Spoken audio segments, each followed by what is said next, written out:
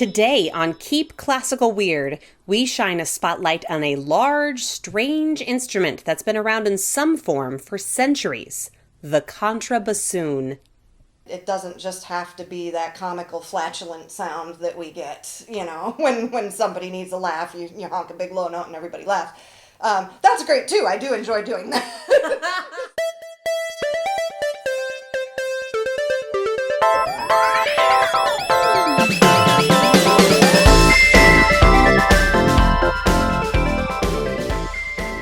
Welcome, friends, to episode 12 of Keep Classical Weird. I am your host, Casey Bozell, and today we're exploring the contrabassoon. For those of you unfamiliar with this specific instrument, it sits right next to the regular bassoons in the wind section of a symphony orchestra, and as my guest today describes it, looks like a giant wooden paperclip. Even if you're not familiar with the name, chances are you've heard it before. This is one of its most famous appearances in classical music, in the piece made popular from the movie Fantasia, Dukas, the Sorcerer's Apprentice.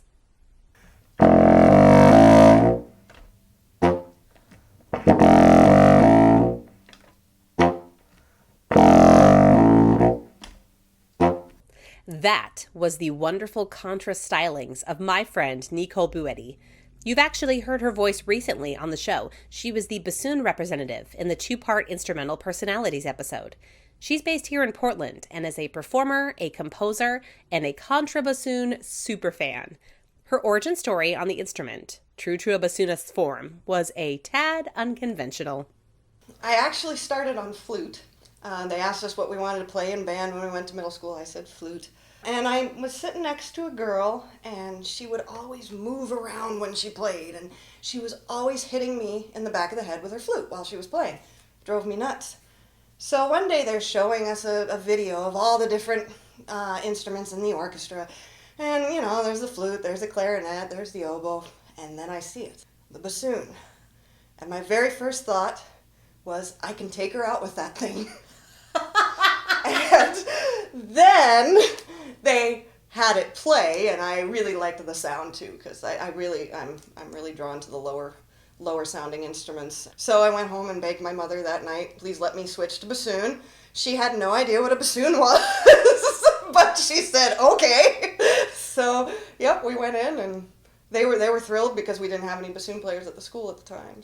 So I actually, once I started on the bassoon, I had to know more, and I heard of the very famous Sorcerer's Apprentice. When Mickey's hacking up the brooms, there's this sound when they're starting to come back up again. And all the broom, when he hacks up the one broom and then all the brooms come to life. And I found out that was a contrabassoon. And I was like, well, I need to know what that is. And some people had pictures of boy bands on their walls and stuff like that. I had a picture of a contrabassoon. So the hardest part about featuring a unique instrument like this on an audio format is that you can't actually see it. We'll include some pictures on our social media pages so you can get an idea, but Nicole and I worked together to try and get a really good mental picture going for you. How tall is it? Do you know? I've never measured. I did lay down in the hard case one time, and I could fit in it, and we closed it, but that's probably...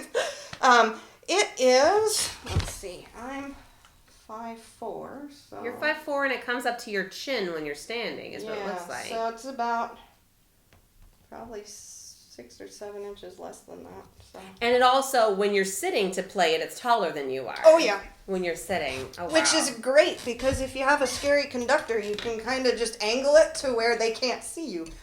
That's Excellent. One of my favorite things about Contra. It's like if I'm scared, I can just hide. It covers like your whole face. Can't see me. That's amazing. And then, do you know how much it weighs? Yes. So in the case it's 50 pounds. Outside the case it's 25 pounds. It's 25 pounds. Wow.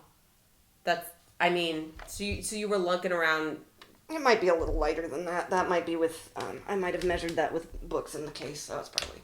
But it's fair to say this is no piccolo we're dealing with here. Right. No. I like to imagine that this was designed by an alien because it just doesn't make a lot of sense. It's the bassoon either. We have On the Contra, there's 8 keys in the back that are just controlled by our left thumb. Oh, wow. So you're moving your left thumb around. Yeah. Okay. Across all those different keys. The bassoon has 9, the contra has 8. Some contras you can get 9, you can get extra little things always put on. Once you get past the sheer size of it, the contrabassoon does look like it's covered in keys and gadgets that all work together to give it that signature low, low sound that it has. So just to give you some comparison of range, here is a representation of a good chunk of regular bassoon range.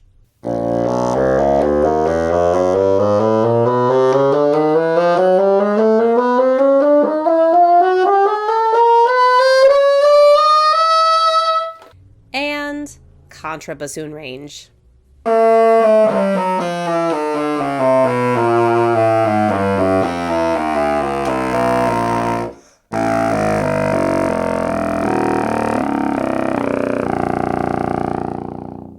It will literally rattle your sternum. I asked Nicole to tell me a little bit about the history of this instrument. Hans Schreiber is given credit for inventing it in the 1620s. 1620. The contra in the 1620s. The contra, yeah. Okay. So the contra, there's been some form of contra around for a while. So, so double reeds actually evolved from shawms. You have a shawm And here. I Look do at that. have a shawm, and shawms are just little wooden tubes that flare out at the end, and then you have a double reed on the end. And a double reed is just 2 pieces of cane that are kind of thinned out and then wrapped together with string. So if you blow into them, they'll make a noise. So that's a shawm reed, and this is a contra reed. Interesting. Yeah, way different. Very, and the very shawm different. is also that's keyless. There's just holes. Yeah, within so this. they just have holes. Shawms, interestingly enough, were originally used as war instruments. When they were marching into war, they have drums and stuff to scare the other army away. Well, they would also have a row of shawms playing. And that, if you have that coming at you and you don't know what it is, that's scary. And I can attempt to just show you what a shawm sounds like.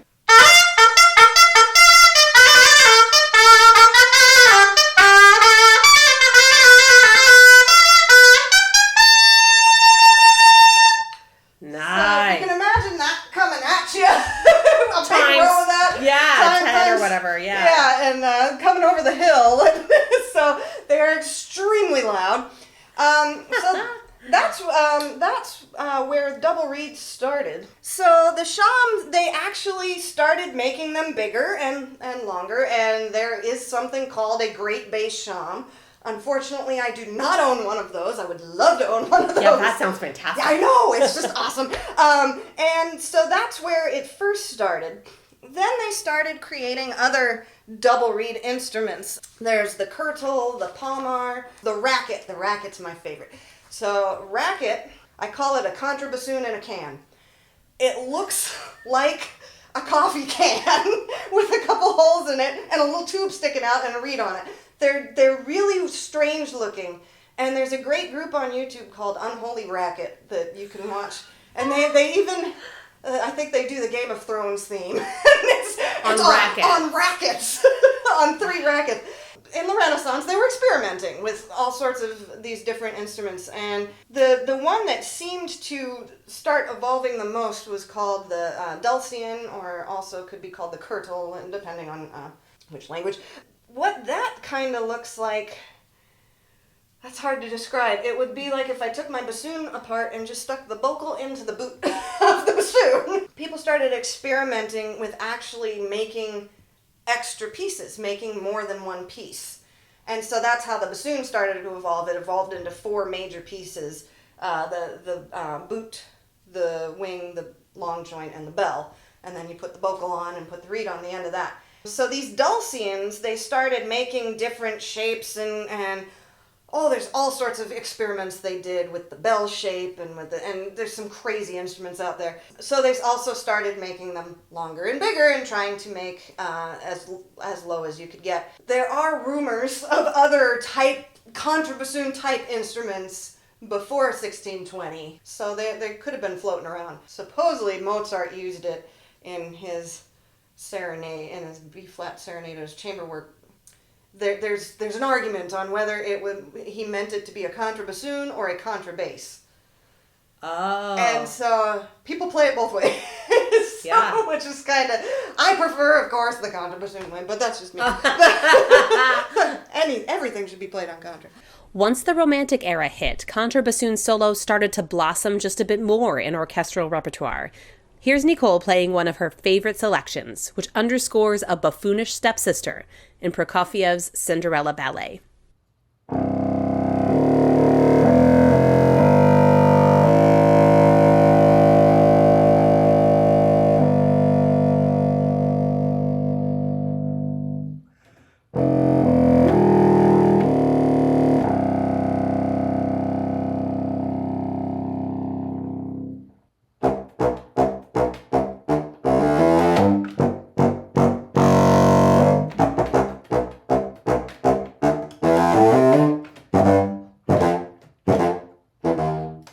Nicole is also a composer, and in my own narrow mind, I figured there were just a few little special ways that she used this lovely instrument to create particular sounds. I figured she used it in a limited capacity. I was wrong. How do you utilize the contrabassoon? What kind of things do you go to that for when you, like, what do you want out of your compositions that you turn to this instrument for? I use it as much as possible. For across the board? Across the board. If I can put contra into it, I will. I did a piece, it's called Odyssey Overture. I purposely put this piece in the key it was in so that I could have a contrabassoon solo in there that hits a low B flat that the contrabassoon player could just sit on and hold for a whole measure and just enjoy.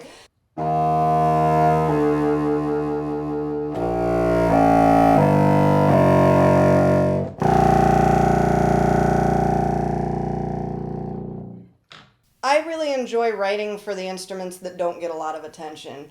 And I really enjoy writing for the lower instruments because, not that I don't like writing for the high ones, but the low ones, a lot of times we're just left on the bottom and it's just like, okay, oompas and long notes and that's it. And I like to stretch them and see what they can do and feature them. My Odyssey Overture features contrabassoon, tuba, bass clarinet, and the double bass quite a bit, as well as other instruments as well, but just so you can really get to hear those.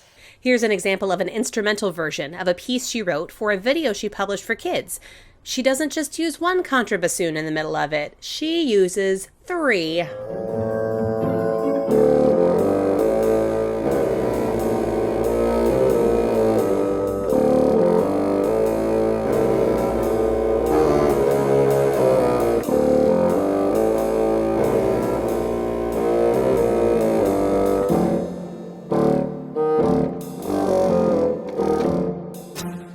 I also asked Nicole to talk a little bit about reed making.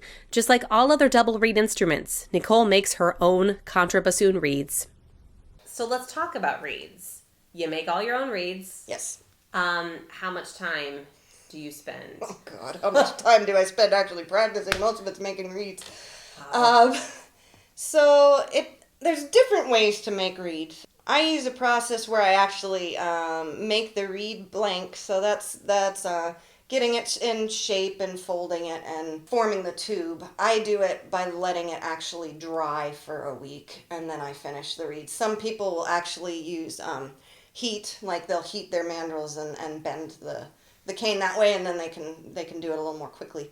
But that's just the way I learned was to do it that way. So for me, it takes a couple hours because I make them batches. So I'll make 5 to 10 reeds in every batch. A couple hours to make the blanks and then wait a week. And then finishing takes a while because if you really want to get the reed working well, you finish it to certain specs and then you let it sit. And then you play on it a little the next day and then you tweak it a little more and then you let it sit. And you do this for quite some time and sometimes all the way up to a concert depending on how stubborn the reeds being that day. So reeds will just kind of wear out. They don't like catastrophically fail, or do they? They can do both. So when you play them, you want to be careful not to eat right before you play. You want to brush your teeth.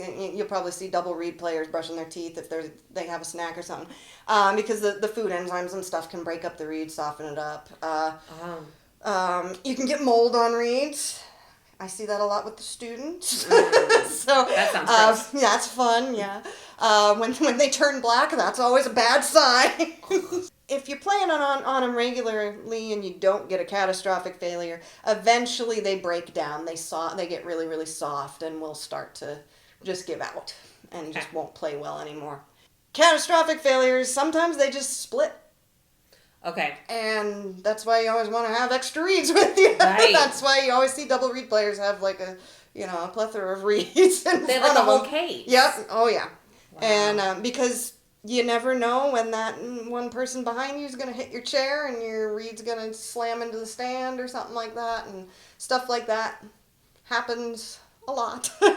And sometimes just if the weather changes, that can affect the reeds too. Nicole Buetti's educational kids music is published as In a World Music and can be found on Kid Doodle TV and YouTube. Before we get to the credits, I thought I'd give you a little taste of her video, Let's Go Meet the Planets, as it is a definite favorite of the 2-year-old resident of our house. Let's go meet the planets. There are 8 that orbit our sun. Let's go meet the planets of our solar system. My name is Mercury. I'm the closest to the sun, the smallest planet that there is. I have no moons, I don't need one. My name is Venus, second planet from And the that's sun. our show for today.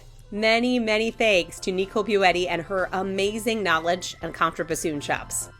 Our resident composer is Thomas Barber, and you can find his work at thomasbarber.com. Web development support is provided by Tina at citybeautifuldesign.com. Keep Classical Weird is created and edited by me, Casey Bozell. Find us on Facebook and Instagram, and search for Casey Bozell on Patreon to support the podcast. We'll be back next week for a mask.